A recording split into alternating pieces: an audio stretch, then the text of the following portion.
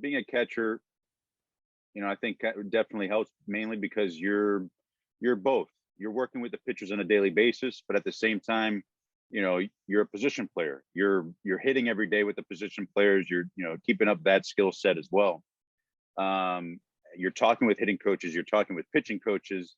You're all over the place, and I think that from the get-go kind of set the foundation for me. And on each stop that I had, well, I'm engaging with everybody.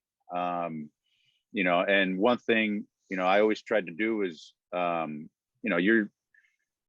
you're talking to people like you would, trying to make a new friend. I mean, you're just being polite. You're, trying to understand what their interests are, maybe tell them a little bit about yourself and, see what you guys have in common, and you go from there. At the same time, trying to keep an open mind as far as, changes, from each team as far as like what they do, because each team's going to do something a little bit different. And also to players as well, whether it's working with, position players or pitchers, keeping an open mind. Well, I know a lot of this stuff works per se in a game, but maybe for that particular pitcher, it doesn't work for him as it would work for another pitcher that I caught. So, keeping that open mind and trying to help those guys navigate, all those things kind of helped me as from each stop that I had.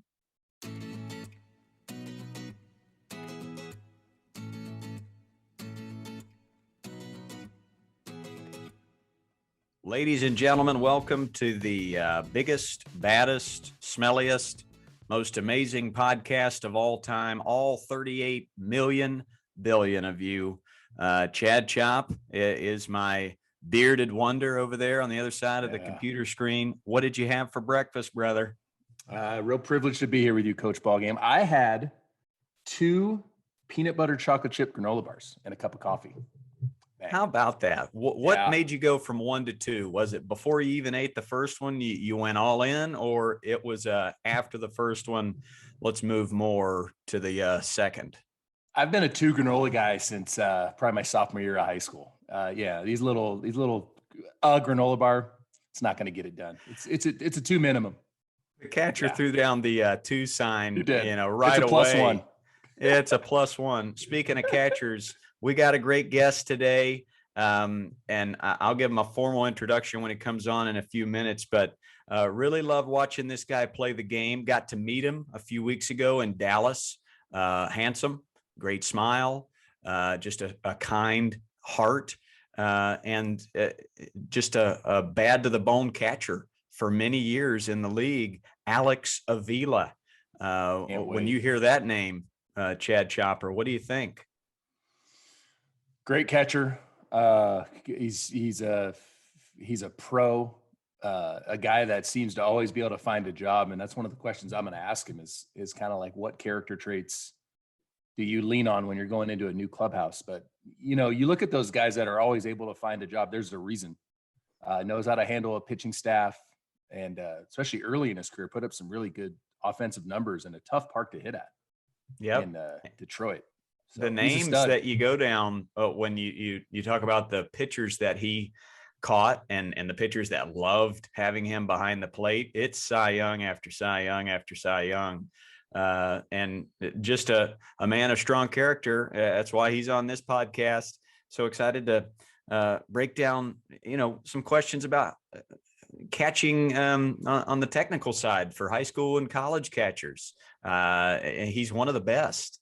And then as far as being the captain of a team and being a strong clubhouse guy, I can't wait to talk about, some of the teammates that he had, Miggy and Anthony Rizzo and Granderson, and the list goes on and on. But before he comes on, I had a topic I was interested in. Are you okay having a little light conversation with me, Coach? A little give and take. Yeah, I'd love that.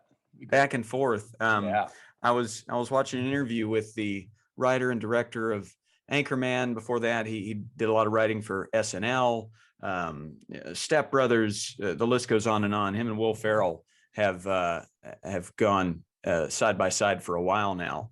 And he was talking about how he writes and directs, but he doesn't hold on tight to that script. And he thinks the best takes in a movie are when the actors feel free to improvise. And he feels like the actors are the most present, and they're not as jittery. It takes away all those nerves. It gives them, I don't know, reason to play. It kind of gives them that shove of, hey, this is not life or death here. Let's ease up on the throttle and don't worry about getting every line perfect. And it made me think about baseball. It made me think, if we can give our players a chance to feel at ease during a game, then we should do it. And that's the dots I kind of tied together with that, is give them a reason to improvise and give them that freedom to just play. And I think Chopper would have some good input on this idea. What do you do to give your players kind of a reason to improvise, or a freedom to just be? A couple things. On the offensive side, we talk about thinking aggressive and being fearless, right? So taking a chance. And I tell them I want them to take chances and take that risk. And that's where you find out your limits. Like, I think I can make it. I'm going to go. And there's been half a dozen times where we're at third base, and some of my more aggressive athletes will be, hey, I think I can steal home. Go ahead. Go for it. You know, so it's just fun. And I had Joey Cora was my manager in 2003, and I was at third. And I mean, I had 10 stolen bases, but I wasn't a speedster by any stretch. And I was at third base, and he was coaching third in a game in pro ball. And he goes, "You won't steal home right now." I go, "I won't." And I started running. He said, No, stop. And it was classic. So I kind of took that from Joey, where I'll challenge a runner. Hey, what do you think? What do you think about stealing home right here? And just like, hey, have fun, be free, like take a chance. And then on defense, I always tell my kids to play with their eyes, right? We've touched on that in the past, but you put on a bunt defense, or you put on a first and third defense, or whatever the case may be, you still have to play with your eyes. There's times when, you know, you field a ground ball at third and you look the runner back because that's what we're supposed to do. But then the runner's way off. And instead of just throwing to first, like, use your eyes and go get that guy at second if he's off too far. Throw a strike, get a throwing lane, and, you know, take that chance. So improvising is a huge part of being awesome. I can recall like the times when I failed, in quotations, in a game, or where I misread a fly ball, or didn't get behind it when I should have, didn't judge the wind good. And a lot of times those were when pregame I had a coach not allowing me to be free to fail. And there's a balance there. Obviously, you've got to instill high character and good choices and discipline before that. But I think, not blaming it on my coach, it was definitely my fault, but it was in the back of my mind when there was a ball going back and the wind was blowing hard, and I knew, once again, in quotations, I was going to be given a pretty firm consequence if I missed this ball. It kind of messed me up. It messed with my mind a little bit. So finding that balance, we talked about a lot on this podcast, of creating a ball player of character, but then letting them be free to fail and fall flat on their face. And that's, like you said, fearless and being aggressive. That's when it's most fun. And that's when you have the most confidence. And just listening to Brandon Crawford's interview this morning about how he talked about instilling that confidence in our kids. I mean, that's when they're going to perform the best. That's when he performs the best, is when he feels confident. He's 0 for 3 with 3 strikeouts, but keeping that even keel, not life or death situation. That fourth at bat can be a big one, or that double play he turns can win a game. So lens of winning and learning, that's not just the scoreboard. That's every action on the field, right? If our kids know that it's an experience. So I'm going to go at this ball as hard as I can. I'm going to be aggressive. I'm going to be fearless. If I catch it, cool. If I don't, cool. Like, can I next time take a better angle? Next time, maybe I don't watch the ball the whole time. Maybe I drop step and go 5 hard steps into dry phase and then find the ball. You know, where was my heart rate? Did I know what the wind was doing? Did I know where the sun was? Did I pre-think before the at bat? Did I know where we were in the lineup? Was that the 4-hole hitter and I should have been a few steps deeper? All those things. If we as coaches start thinking, okay, what can we learn from your effort in that moment, in that play, instead of what are you doing? How did you not do it? There's no point. You've missed the opportunity for that kid to grow. And and that's really our goal as coaches.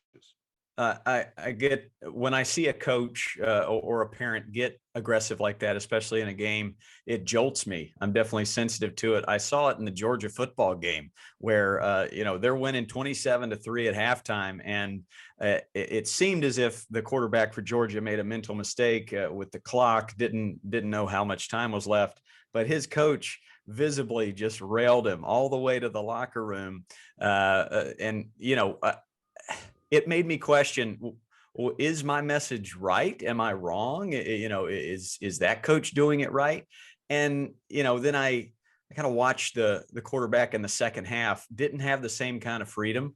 And I was like, no, I think we are onto something. Now, who am I to question, a high caliber coach like Georgia Bulldogs? I'm blanking on his name right now, but him. But man, I don't see how that freed up that quarterback in that moment. So I get jolted by that when I see that. And then this morning I'm watching a highlight of Justin Verlander's no-hitter, the no-hitter that Alex Avila caught.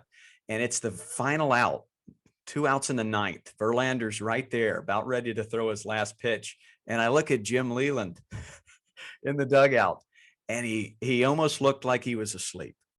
I think he might have been dozing off. And it made me realize, the hard conversation should happen in practice. The strong and constructive criticism, I just think it's better. It's better that way, and it's more life building. What do you say to that Georgia football coach that obviously is doing a great job and he's in the national championship? Going off on that quarterback. Yeah, I didn't see the play you're referring to. I think in coaching, it's important to know your athlete, right? So there's some athletes that they thrive off of the discipline, and they actually thrive off of the challenge by the coach, even in a game setting. And if that's your athlete, do what you have to do to help motivate them. But the vast majority of athletes, especially, and I was one of these, that I needed to know my coach loved and cared about me. I needed that. And I think most athletes need that, even at that higher level. But for us as youth coaches, I think it's so important where we can teach kids, hey, someday down the road, like your college coach, they may not interact with you the same way that we do, And so like, you need to learn eye contact.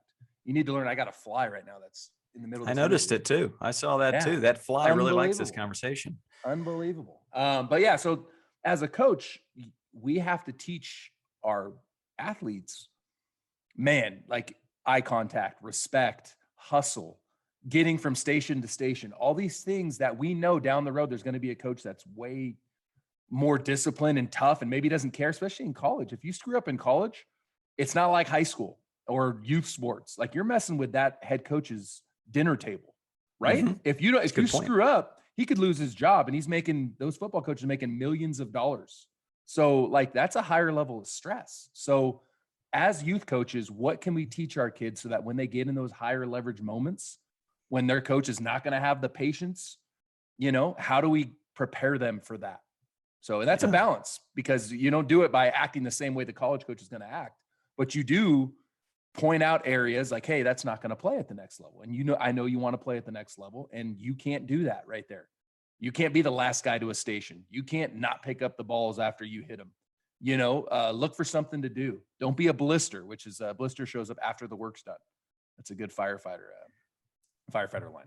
Don't be a blister. I like that. Yeah. Boy, you bring up a good point. Well, the aggressive nature definitely it climbs as you get older and more competitive. And you're dealing with head coaches and assistant coaches' livelihood. They're going to take it way more seriously. So I do think that is a good balance to find as a youth coach of making it very, very fun and not pushing them away, but also not coddling them to the point where they're not ready to handle a good chew from a coach, a little chew out. And I had firm, harsh coaches growing up. I had some fun ones as well. The fun ones were in the minority for me. So they really stood out, but it got me ready for college. I had a very firm coach in college, and a lot of my teammates couldn't handle it. And I kind of thrived on that. And except for that time, where I didn't get behind a fly ball and I was afraid of failure. I think I look back on it now, it's like, no, I perform better when I'm not based in fear. But we got to get those kids ready for any type. And I do try and tell all the kids, especially the ones I can tell are going to go to the next level. Hey, everybody's not like me. Everybody's different. Some are going to be a little more patient than I am. Some are going to be a little more firm than I am. But can you, like you said, keep that through line of good character and good choices and showing up early and staying late like Brandon Crawford, and giving that uncomfortable eye contact, being a good teammate, being kind. And then when you run into different personalities, whether they're teammates or coaches, you can keep that even keel, and you can, you won't let it defeat you. If a coach is chewing you out in the middle of a game, you got to be able to find that thing within you that makes you strive and thrive. Strive and thrive. And there he is. Wow. And there he is. How you doing, Alex? What's up, James? How you doing, man? Atta boy. I'm going to give him the formal introduction. Chad Chopper and listener. He's a South Florida boy. An all SEC selection at the University of Alabama. Chopper, Crimson Tide. They call him Roll Tide. Big game coming up, by the way. We'll talk about it. Yeah. They call him the titanium catcher, folks, because he holds the record for most foul-tipped beanballs in MLB history. I'm wearing my Brown University sweater right now, if you're on YouTube, because the one connection I have with Alex Avila is I own the hit by pitch record at Brown University. So we both know all about pain and overcoming adversity. From 2009 to 2021, he's caught the likes of Verlander, Scherzer, Price, Porcello, Sale, Lester, Greinke. The list goes on. He's the husband of one. He's the father of two. He's really handsome, and he's got a great smile. It's Alex Avila. Round of applause. That was a hell of an introduction. That was a good intro. I'm trying. I wake up at 4 a.m. I do a little homework, and I take it personally. I want to create a good start. I met you in Dallas just a few weeks ago at the Warstick headquarters, and here's what stood out to me. I mean, you've been playing for so long, and you've had so many great teammates and managers and so many experiences at the highest level, but it's how it's happened for me when I've met most of guys at a high level. You treated me like an equal. You just shook my hand, you looked me in the eye, and you just made me feel like the coolest person in the world. And I think you were in the conversation with Kirk Gibson when I told him the same thing. It's like, you're told never to meet your heroes, but I meet you, Kirk Gibson, and you're treating me as an equal and making me feel so great. So I just wanted to throw that praise your way, thank you. Thank you for making me feel welcome. Well, I appreciate that. Well, I mean, we all got to start somewhere, and it's always just important to keep that perspective as you're able to achieve your dreams and your goals. And I don't think it was too difficult for me to do that. I mean, some guys get a big head with some success and some being able to reach the level that I was able to, but it was pretty easy for me to stay even keeled and keep a level head. And that was a fun weekend we had there in Dallas. Something that I was really impressed when I went to go see, you and your element there with all the kids when me and Ian came. That was one of the more impressive things that I've seen, jumping from age group to age group engaging all the kids like that. And that was, for me, that was refreshing actually, because, nowadays you hear all these horror stories of kids, playing little league and how intense, they their parents take it. And to me, that's what I remember growing up playing baseball it was so much fun. And the best part about like when I was a kid was like getting a free soda after the game and whose pool we're jumping in after the game. So, for me, that was refreshing when I went to go see you in action there. I was like, man, this is what it's about. Oh, thank you, man. I was glancing over at you from time to time while I'm wailing on my drum, rattling off nicknames. I could see the smile. I could tell you were enjoying it. And then you and Ian Kinsler came up and talked to the kids and did an attaboy challenge, which was I won, by the way. And you did. I think we prefaced it with a staring contest. I believe you won both. You won the staring contest and the attaboy challenge. Ian Kinsler might say something different, but I think the kids would agree with you. You won. So awesome. I'll kick it to Chopper. He'll throw the first question at you and we'll go back and forth and have a nice light conversation. What's up, Alex? Good morning to you. And I can relate to what you say about Coach Ballgame. That's how he and I met. I had one of my kids go to his sandlot and blown away by his energy, his positivity. And, when you see that, you're attracted to it, right? And it's something you want to be a part of. So that's why we're here. Same thing that you saw in him. I see in him every day.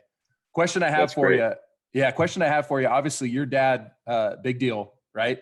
How did it impact you growing up around baseball, especially Major League Baseball, and having that, almost realizing, hey, these are just people like me? And did that help you with your journey? It did. Obviously, my family's been involved in Major League Baseball for a long time, all the way back to my grandfather when he first started working for the Dodgers and was an executive for the Dodgers for over 50 years. And, then leading that to the work that my dad has done over the past 25 plus years. So it definitely influenced me as a kid. I grew up going to baseball fields. I grew up going to high school and college games with my dad scouting. Same thing with my grandfather. My grandfather ran the academy for the Dodgers in the Dominican Republic. So I would go to the Dominican Republic with him, spend a summer or every summer, at least a month every summer as I was a kid down there. So it definitely shaped my love of the game between them two, and also how I learned the game.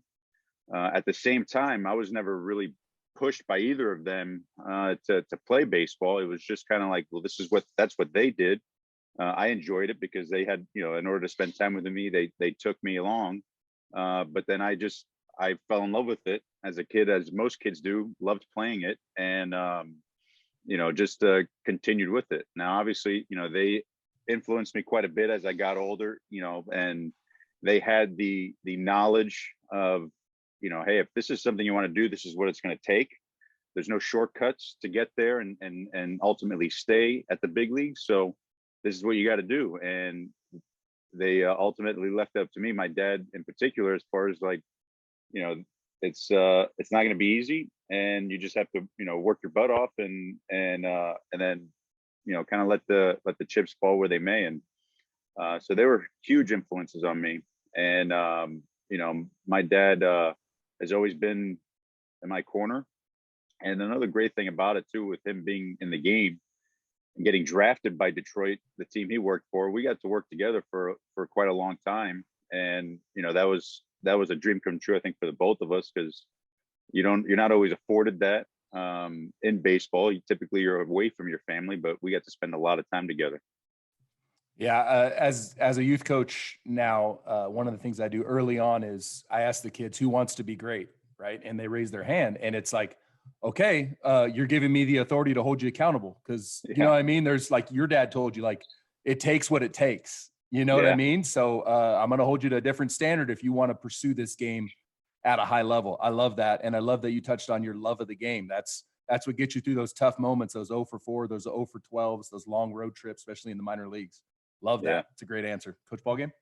Yeah. I mean, you had a heavy hitter for a dad and a grandpa, but what stuck out to me is they instilled the fun of it. That's what you came away with as a young ball player, was how much fun this game is. Can't wait to go to my friend's pool, and we talk about the pizza round table after the game.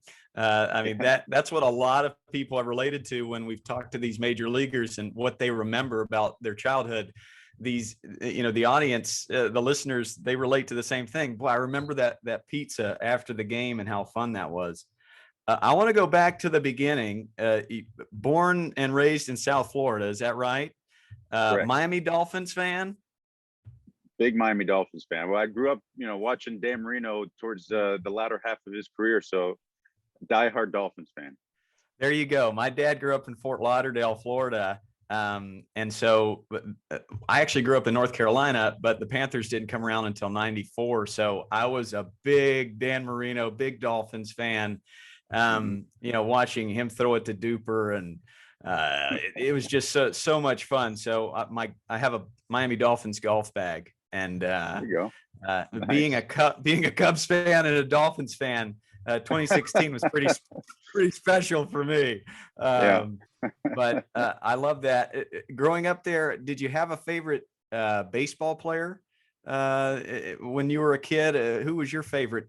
Who was the guy on the posters on your walls? For me, it was, I grew up in South Florida, obviously, and the Marlins had just started. My dad had just started working for the Marlins when they started in 93, if I remember correctly. That was their first season, or 94. 93, 94. And, but with my grandfather so entrenched with the Los Angeles Dodgers, I was as much of a Dodgers fan as I was a Marlins fan, even though my dad worked for the Marlins. And my favorite player, hands down, growing up, was Mike Piazza. I wasn't even a catcher as a kid either. It was just, he was my favorite player. I loved watching him play. I would watch as many as the Dodgers games as I could, with the time difference being on the opposite coast. But anytime they came into Miami and played the Marlins, I was at every game. And I would have to say, probably the guy that, at least on the Marlins growing up watching, the two guys that were, kind of the guys that I kind of gravitated towards was Gary Sheffield and Cliff Floyd. And lo and behold, there was a year where I shared a locker room with Gary Sheffield in Detroit, my very first year in Detroit. So that was a pretty cool moment. What was that like when you arrive and you've got that the little kid Alex, wanting to fanboy Gary Sheffield? I mean, did you ask for an autograph? How'd he make you feel? How was that experience? I didn't ask for anything. I was about as quiet as you could ever be. I mean, you could hear a pin drop anytime I came in the room, because I was just all ears open and made sure my mouth was shut, because when those guys were talking, I mean, there's nothing that I'm going to say that's going to bring anything to the conversation, and I just wanted to hear their stories. And I remember one spring training game in particular. We were playing the Phillies in Clearwater, and when we're traveling around in spring training, you go to the ballpark if you have the road game, and you're just kind of bringing all your stuff in. You're playing the game, and then everything's going out. So you're not really, putting everything in your locker. Everything's just kind of in your bag. And Sheffield ended up grabbing the locker that was next to mine. And for a game, we were locker mates. And I mean, I don't think I said a word to him. I was just sitting next to him, just listening the entire time, and didn't say anything unless I was asked something. And just that in itself right there is good enough for me. That's awesome. Awesome. Yeah, there you go, kids. When you meet your hero, just sit and listen and speak when asked to. I can relate. Yeah, the first kind of hero I met was also my dad's hero, and my pal Joe Buck. He introduces me to Ozzie Smith, and I got to interview him. And what stands out is me wanting to be a motor mouth, but just holding it down and being quiet, and then him kind of just being incredibly engaged with me, like wanting to know, hey, where are you from? What do you do? And shaking my hand firmly and really looking me in the eye. And again, not treating me less than.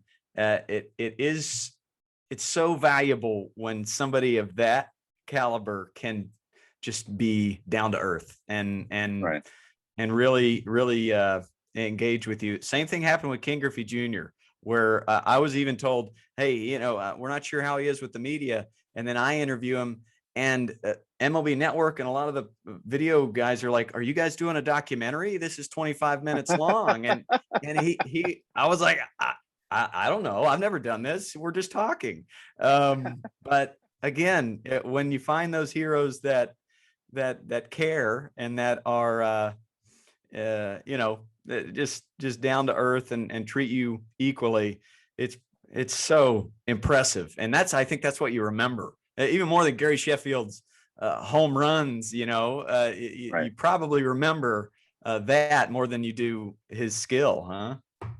Yeah, well, it's when you meet, like you said, your heroes or players of that caliber, people that have had that kind of success, and they're able to still understand that their interactions with people can bring so much inspiration, depending on how they interact with them. And having that perspective is key as you gain success in not just baseball, but any type of sport or life in general. That's always just something important to keep in mind as you move forward, that having that perspective in the way you treat people is paramount.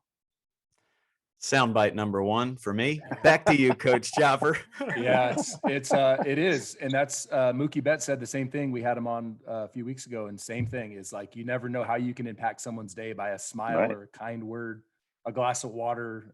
You don't know what they're going through. And if you can have that empathy towards them and just show them love and kindness, like that could change their day, their week, their month, anything. So that's pretty cool. Question I have for you: you've caught a lot of good pitchers, and I'm putting you on the spot here, and I know that self-admittedly. You're gonna make me name drop? I mean, a Mount Rushmore. So that's four faces. We've done the research. We have a crack research staff. 4 faces that you're gonna put on your Mount Rushmore. You can have some honorable mentions because you've caught a ton of just amazing dudes. And then another question, just a 2-part. You have 1 game to win. Who you going with? That's a tough one, but yeah, I feel like you can do it. Yeah. Okay. Well, the 2 easy ones right off the bat for me: Justin Verlander, Max Scherzer. Yep. Let's see. I would put there Zack Greinke as my third, and I got one more for the Mount for the completion.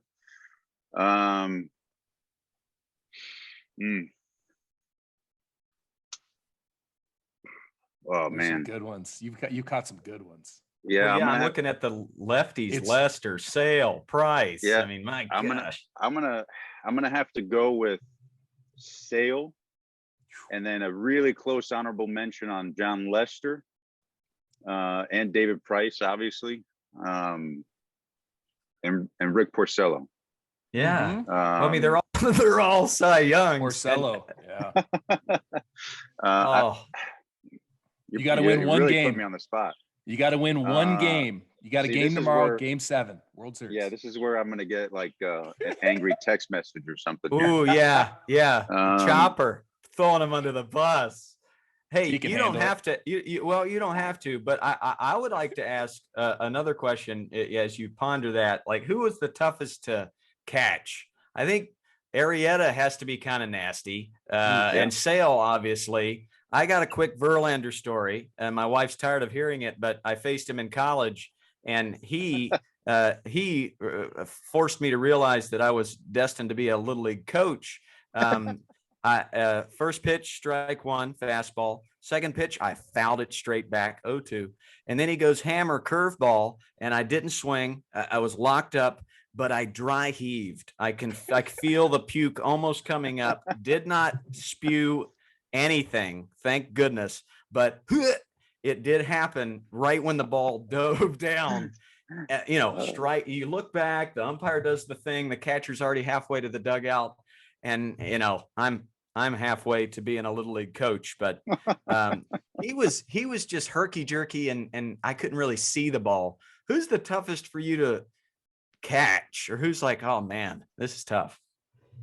Well, I've caught some guys that thrown triple digits. In Detroit, I caught Joel Zumaya. I don't know if you guys remember him. He was always right around 103.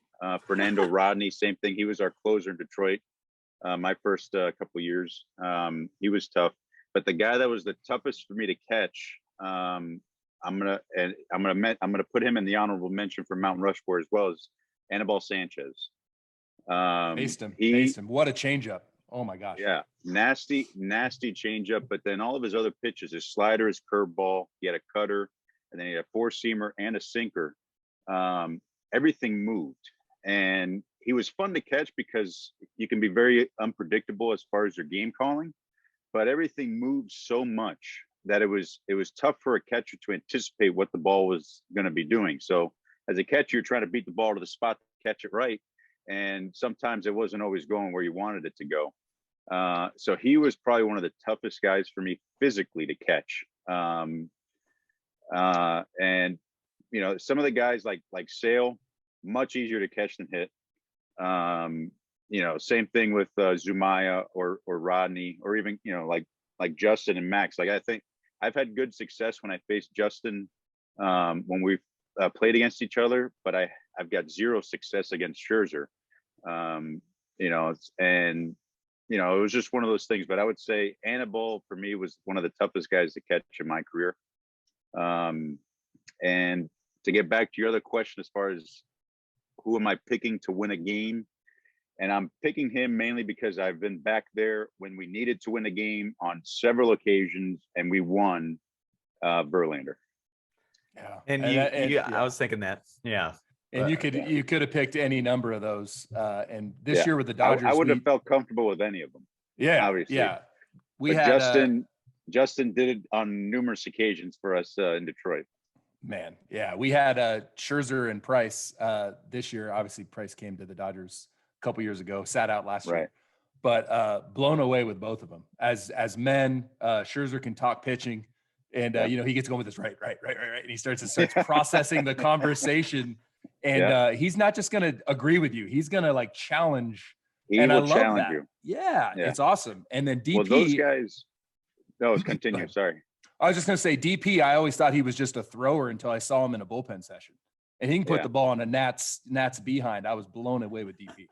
You're right about that. That's one thing about David that contributed to a lot of his success was that command. But all those guys that you mentioned, so like I've been very fortunate, obviously, to have caught so many really good pitchers of this generation, but they pushed me to, in order to bring the best out of myself as a catcher over the course of my 13 years, because I think without having the opportunity to have to catch those guys, I don't know if I get to, kind of the level I did behind the plate or earn the type of trust that I did from pitchers, because those guys, like you said, Max would challenge you. Those guys would challenge you on a daily basis, not only to physically catch them and be back there and do what you need to do as far as throwing runners out, blocking pitches, but then also, being on the same page with them as far as the game plan, and then also understanding and knowing when to go away from that game plan, pick up on tendencies of the hitters and what the other team is trying to do to you, and the adjustments they're trying to make in order to counter that with your own adjustments, and for them to rely on me to be able to see those things, required a lot of work on my part. And without that challenge, I wouldn't have gotten better over the course of my 13 years. And I tell those guys all the time, I credit a lot of my success on, goes to them because they pushed me.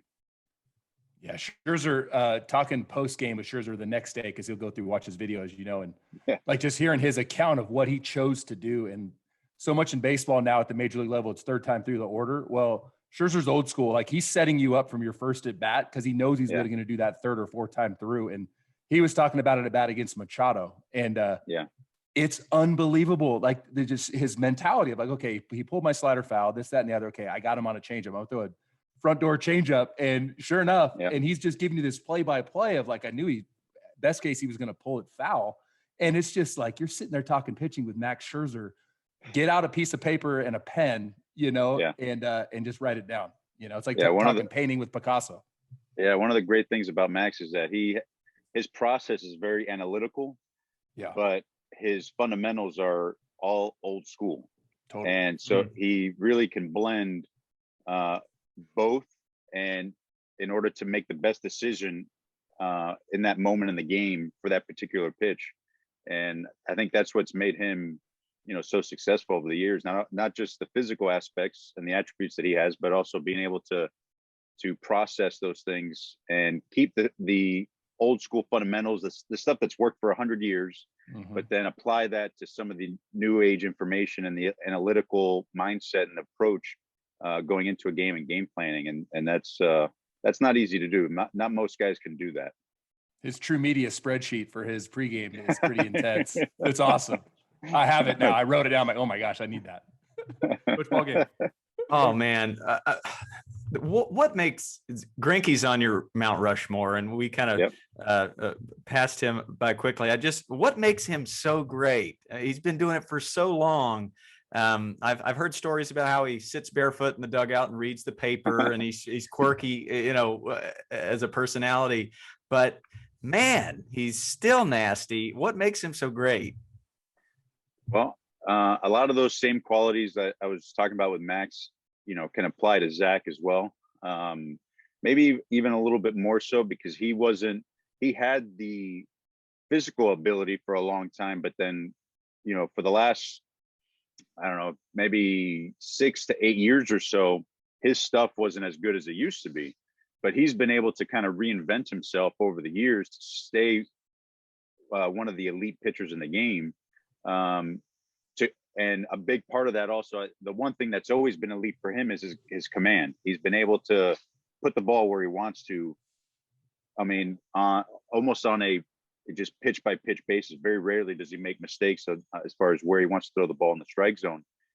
So he's able to take those game plans that he puts in prior to the game and execute as about as good as anybody in baseball because of his command. And that's, I think, what makes him kind of stand apart, is the fact that he can put it where he wants to.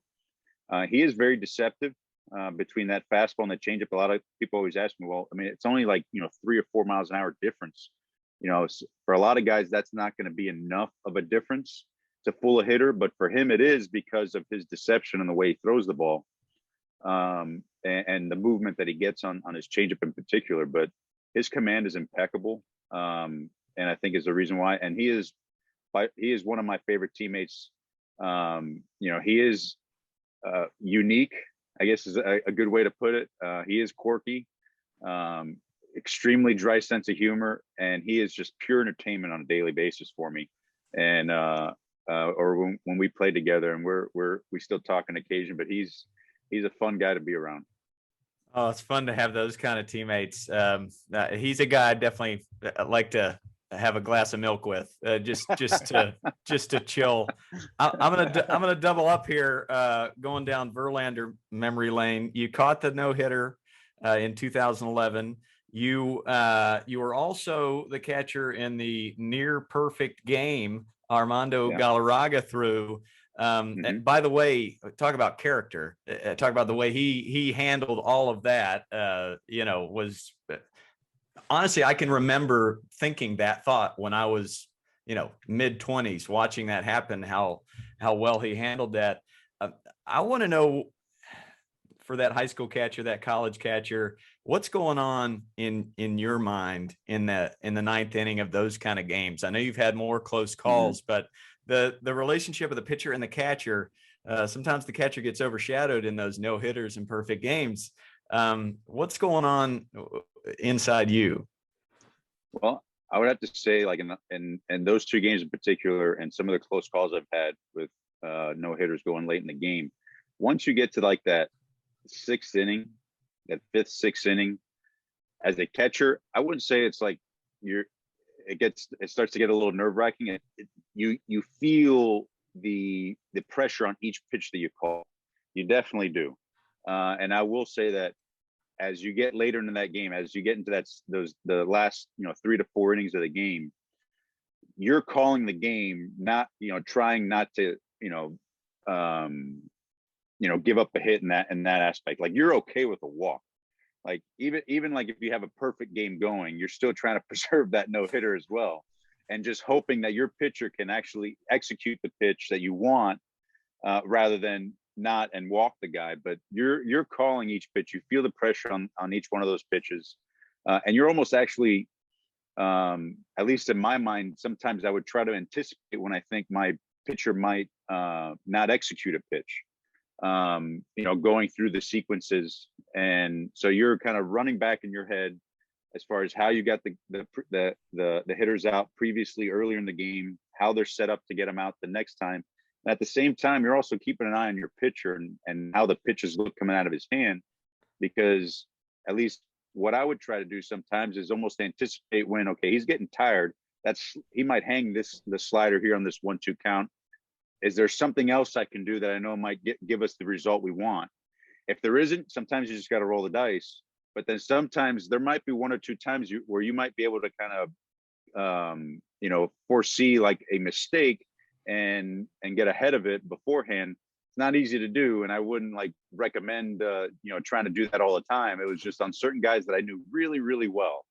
I would kind of have that running through my head. But and once you get into that last inning, your adrenaline's pumping so much, like you don't even feel nervous or anything like that. You're just trying to get it done. And those 2 games in particular, obviously, 2 ends of the spectrum as far as emotions. But they're really exciting to catch, and I've been fortunate to have a lot of close calls and then experience those 2 games. Amazing. Like, I'm thinking of it as an outfielder.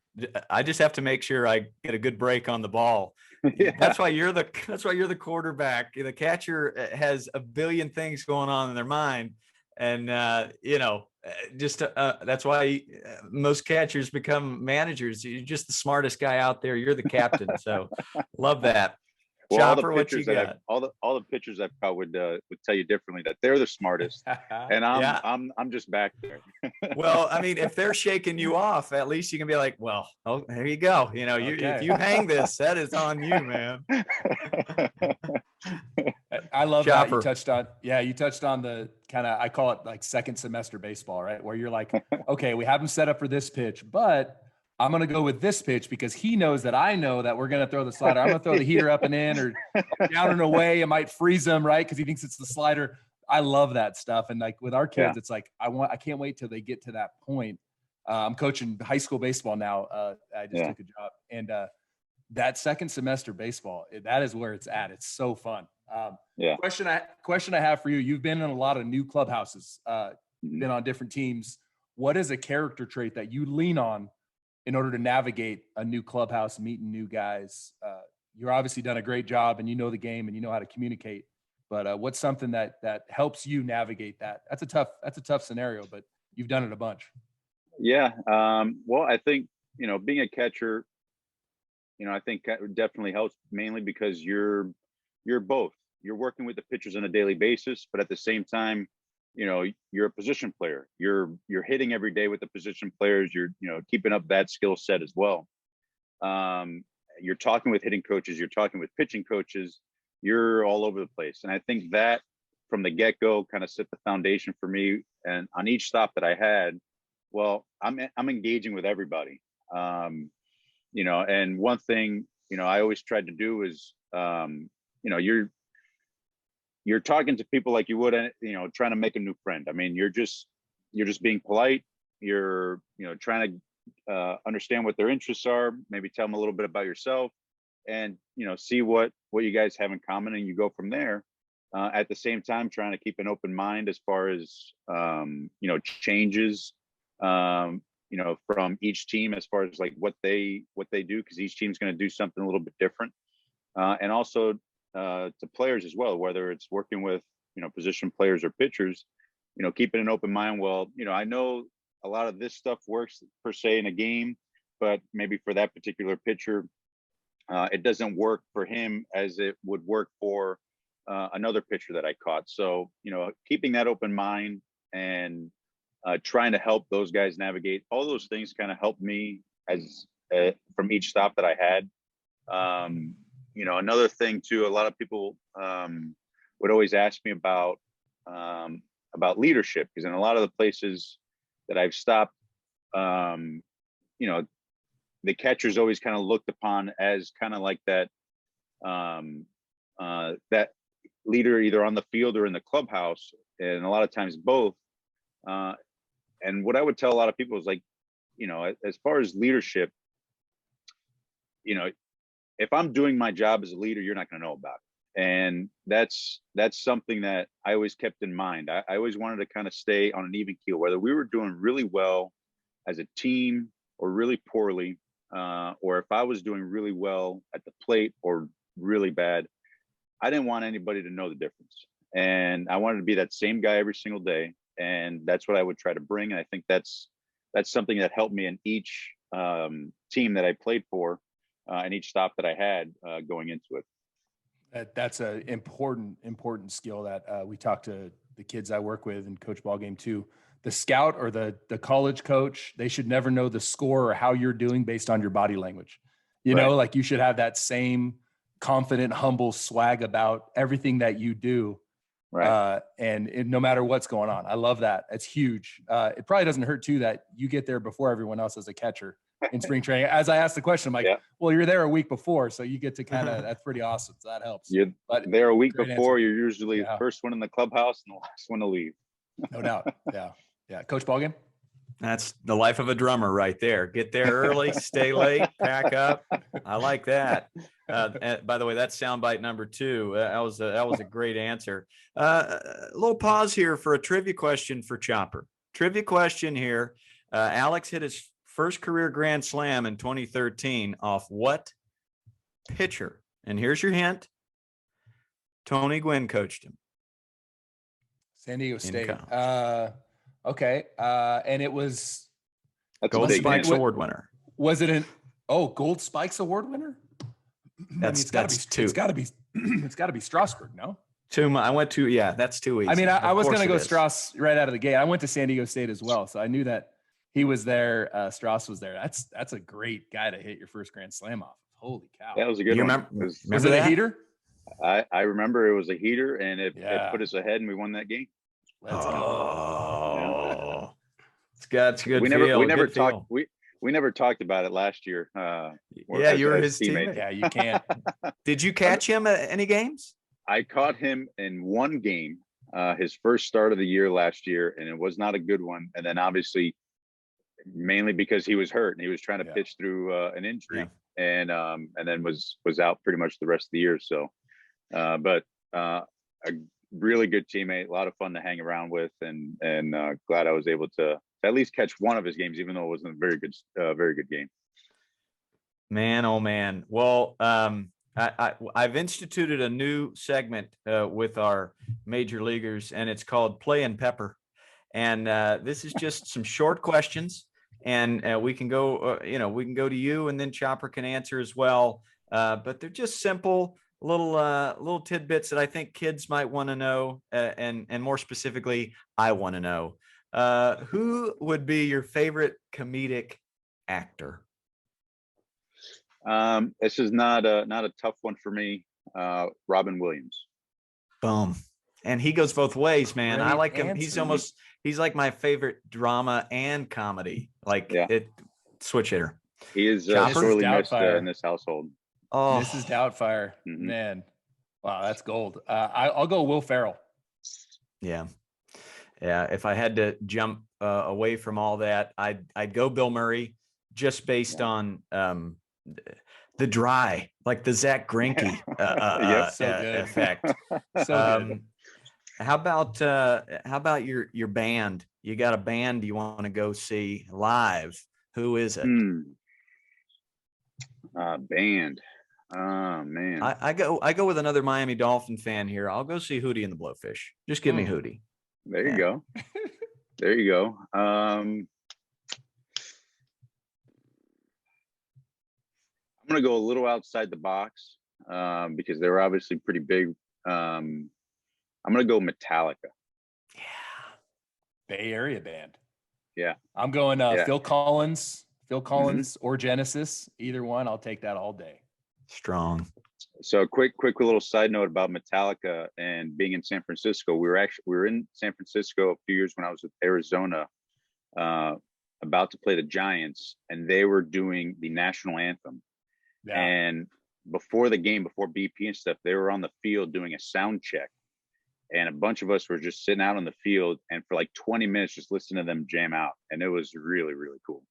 What? They do that every year. Yeah. I was with the Giants for 5 years, and Metallica night's a thing, and it's awesome. Yeah. Yeah. So good. And doesn't Steve Perry sing nightly there too?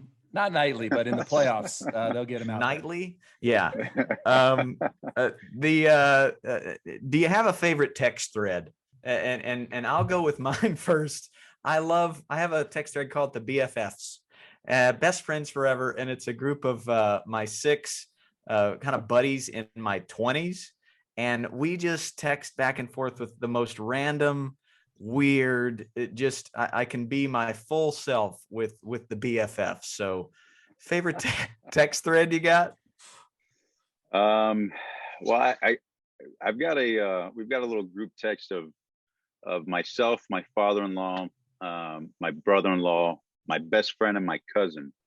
And it's basically a lot of trash talking between our college football teams. So my father-in-law went to the University of Florida, as did my wife. I obviously went to Alabama. My brother-in-law went to Michigan, and my best friend went to Alabama as well. And my cousin is a big the U fan. So the amount of trash talking that goes on between September to now is unbelievable over the course of every single Saturday. So that's probably one of my favorites. I'm not huge on the group text thread thing. Like usually, like then when somebody gets going and you start getting like that ping like every 15 seconds, and it's and you look down and you have like 45 messages. And you're like, oh my god, I got to go through all these. Yeah, it can get hot. But that would be a good one. That's a good one for me. Mine is we got to name it though. We haven't named it. We got to name it. Yeah, you got to name it. Before you threw out the football aspect, I thought that was your golf crew. I thought maybe that was that was the golf crew, but maybe it's just trash talking. It's a lot of trash talking. I got a golf crew one. I got coaches threads that I like, but the one that's made me laugh the hardest is it's Jock Peterson, Brandon Crawford, Evan Longoria, and it's every year right before the season starts, and it's Jock clowning on Longo being New Balance guy. So he'll send out like the white New Balance, and like, oh, Longo's ready to roll, new kicks. It's great, because other guys are Nike guys. Pretty hilarious. Jock's funny, man. Jock's a riot. He's something else, man. Okay, last one for me.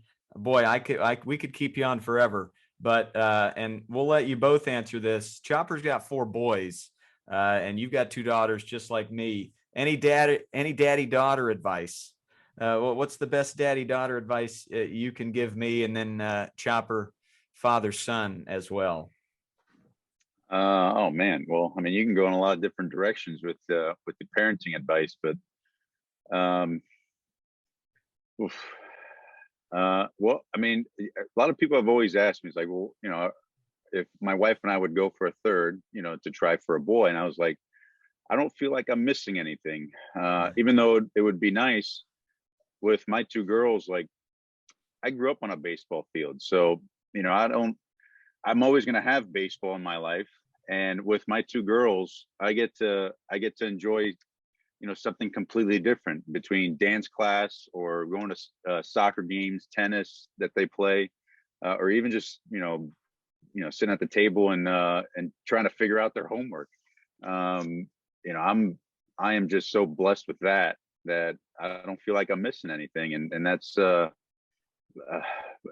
don't know if I want to give you advice, because I think you're doing fantastic yourself. So I don't know. I think we should be good on that.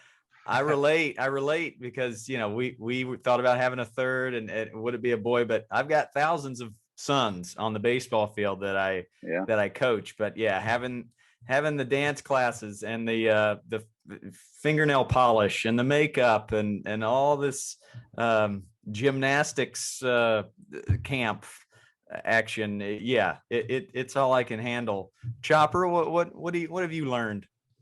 For me as a parent and with 4 boys, and we tried for girls multiple times. My wife's a twin, so she's like, we're gonna have twin boys and have 6. So we shut it down after 4. But what I tell my sons is anything that they're going through, first of all, they're not the only one that's ever gone through it. I've gone through it too. And they're not alone. They're not on an island in that. Especially my oldest is 14 now, so a lot goes into that. And any mistake they've made, I've made it too. And a lot of them they got from me. I've had to learn how to be slow to anger and these things. So when they act out, it's like, dude, I've done it. I'm still working on it. Doesn't mean I love you any less. I'm going to love you through it and try to help you navigate it. So I think that's huge as parents, making sure our kids know we love them unconditionally. That's 100%. Yeah. That and patience. I mean, you couldn't have said it any better than that. Yeah, patience and presence. And I think those are the 2 tough ones for me, is sometimes just be present and play a game. They just want to play a game with dad. And, my mind's going a mile a minute. Chopper, you got any last questions for the titanium catcher? I mean, Alex is so well respected in the game. Having been, on opposite clubhouses of him for the last 8 years, and tremendous respect to Alex throughout the league. He's known as a leader. He's known as just a quality human. So it's really cool to have you on. My last question for you is, if you weren't a baseball player, what would you have been? Could I say something that would be along the lines of being in the game, or can we? Sure. Do you want to go completely off topic? No, you can go however you want to go with it. You could answer both if you wanted to, or like maybe a dream job. Whatever. Well, okay. I'll do a little both. I probably would have been a scout if I didn't play. If I stayed in baseball, I grew up going to fields with my grandfather and my dad, scouting high school players and college players, and kind of picked up that same type of eye when I'm watching baseball games, as far as evaluating players. But if I'm going to go completely off topic, so I love to fish, offshore fishing particularly, and fish quite a bit off the coast of Florida here and in the Bahamas and the Florida Keys. So I would go fishing, fishing charter captains. How about that? Oh, that's great. Oh, yeah. If I That's didn't have incredible. to go baseball. Yeah, there you go. So Samardzija bought a boat, the Shark. And so like, he's probably doing that right now. I haven't talked to him for about a year, but I mean, that was like his whole thing, is he wanted to be exactly that. That's amazing. So, hey, you said a scout for our, and for me as a high school coach, give me something that will really catch your eye as a scout. We had Gary Adams, who used to be the head coach at UCLA. And one of our kids asked him a few years ago, hey, what are you looking for when you're going to look at a kid that you want to go to UCLA? And he said, if I'm watching you, I already know you're good. So I want to see you strike out 4 times and see what kind of a teammate you are after that. So what's something that you would look at? That's probably the most difficult part for, scouts to evaluate, is your character. And that's an important part of what a scout is trying to evaluate, is they're trying to figure out if you're going to be a good fit, not just like college scouts and recruiters, but then also, professional scouts, scouting you to see if they want to draft you or not. That's a huge part of their job, trying to figure that out. And like he said, he couldn't have said any better, where if he's watching you, your physical tools are there. I'm trying to figure out, what kind of guy are you? What kind of teammate are you? What kind of person are you?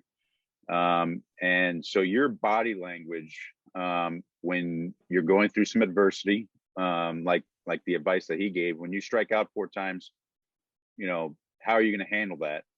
That's big. And also, when you go for 4 and hit 2 homers or something like that, or if you're a pitcher and you strike out the side coming off the mound, what is your reaction there? I want to see somebody that's excited, obviously confident, but respectful, to their opponent as well. And those are the things that I would be impressed by, is, seeing that kind of poise in young players. Awesome. Hey, thank you so much for being here with us. It's a real honor and a privilege. So we appreciate you. No, thank you guys for having me on. I was after our weekend in Dallas coach ball game, I became a big fan and really appreciate what you guys do. It's really cool. Well, thank you, man. And for you, I love how, it says it all, just what your teammates say about you, and the clubhouse is on the other side, how much respect they have for you. And I just love how you put this idea that whether you're 0 for 4 or 4 for 4, nobody knows. You're the same guy. You're Mr. Reliable showing up. You're as reliable as Tom Selleck's mustache. It's gonna be there on a good day. You can steal it if you want, on a good day and a bad. So I can't wait to see you again, brother. Thank you. Sounds good, guys. You have a great one. Appreciate you. Have a great day. And that, my friends, is Alex Avila. What stuck out to you there, Coach Chopper? What things are you gonna tell your ball players? It just comes back to character. It's going to always come back to character. So once again, for our coaches and our players and our listeners and our parents, focus on your kids' character. Focus on not what happens to them, but how they respond and the choices they make when responding. He said as a scout, he would look for the kid who, if he struck out, he was a good teammate. If he punched 3 tickets in a row as a pitcher, act like you've done it before and you're going to do it again. You know what I mean? Like, you can still have that confidence and that swagger without disrespecting your opponent. And I would argue, as a coach, I'm looking for exactly what he just said. And as a teammate, I actually want to see the guy that's calm. This game's kind of changing towards, the look at me. And I get it. At the major league level, they're entertainers. But until you're on that stage, work on your composure and your poise and being respectful to your opponent. Yeah, the one question I didn't get to was what's the advice you give that high school or college catcher? And thank goodness you asked the question there at the end, because I think he would say the same thing from a scout's point of view, is just the character, the element of it, and how important it is. If they're seeing you, then they already know you're good. And they know baseball. They know that you could go 0 for 4 or you could go 4 for 4, and that doesn't that is not the sum of you. That is just one day in the life of baseball. But be as reliable as Tom Selleck's mustache. And great quote. That just might be the name of this podcast right here. And that's who Alex Avila is, man. I love that guy. It's great to meet him. And we were looking forward to, I know you'd already met him. I was really looking forward to meet him. He's great. He's been around. Yeah, he's been around, man. He's been around, and he knows a thing or two. Like we say before, he's forgotten more about the game than most of us know. So many more questions I had, a good Max Scherzer story and a memorable mound visit. And again, he's forgotten way more than we know. So we'll try and get him back on for more. But hey, folks, thanks for tuning in. This is Talkin' Shop, and you can find it Spotify and Apple and Google and on YouTube, and tell your friends about it. And thank you to the audience members that are tuning in and commenting on the platforms. We're happy to help in any way we can. And any questions you have about coaching or parenting or anything, throw it our way, and we'll ask these folks. My pal Joe Buck's coming on in a few weeks. Can't wait. Who else is lined up? Well, we're actively efforting, I think is the term that we use in the biz. We're efforting Kike Hernandez. We're going to get Hunter Pence on here at some point. I'm sure of it. We're just working on getting into his schedule. But yeah, we're excited, and it's really important for our listeners, like you just said, throw some questions out there. We'll answer them if you're asking them to us as coaches. We'll ask them to our guests coming on. Any way that we can help spread the love and joy of the game, and try to help our young athletes grow as men and players. There you go. Folks, be as reliable as Tom Selleck's mustache Rake. and rake. See ya. Bye-bye.